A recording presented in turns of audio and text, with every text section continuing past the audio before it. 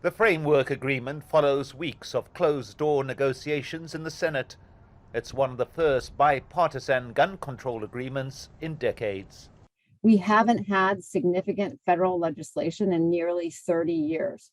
So having a framework announced, having 10 Republican senators, along with 10 Democrats signing off on that, which would avoid the filibuster in the United States Senate, it's a really big deal. The tentative agreement has been welcomed by President Biden, who's tweeted, "I want to thank Senator Chris Murphy and the bipartisan group for their gun safety proposal. It does not do everything that I think is needed, but it reflects important steps in the right direction. With bipartisan support, there are no excuses for delay. Let's get this done." But some don't want it done. I think it's deeply disappointing that Republican leadership decided to get in league with the Democratic conference in the Senate to put together a gun control bill. That should be a huge red flag for Republican voters going into the fall.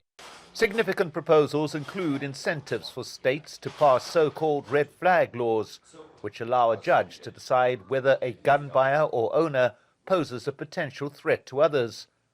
Federal background checks on buyers under 21 would include access to their records as minors, and federal funding for mental health care and increased school security. But these measures fall well short of what's being demanded by gun control advocates, including President Biden himself. What do we want? Gun control! Where do we want it? Now! At rallies across the U.S. Saturday, calls were made for a ban on the sale of semi-automatic weapons and high-capacity magazines, and for the age at which an individual can buy a rifle to be raised from 18 to 21 to match the existing federal law concerning handguns. Assault rifles were used in the mass shootings in Uvalde, Texas, and in Buffalo, New York. In each case, they were wielded by 18-year-olds.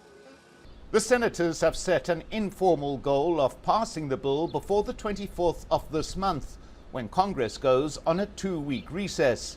But with the legislation still not fully written, it's unlikely that this goal will be met. Vote them out! Vote them out! And it's certain that the modest suggestions will do little to ease the mounting pressure on politicians to pass meaningful gun control measures or face the consequences in November's midterm elections. Mike Hanna, Al Jazeera, Washington.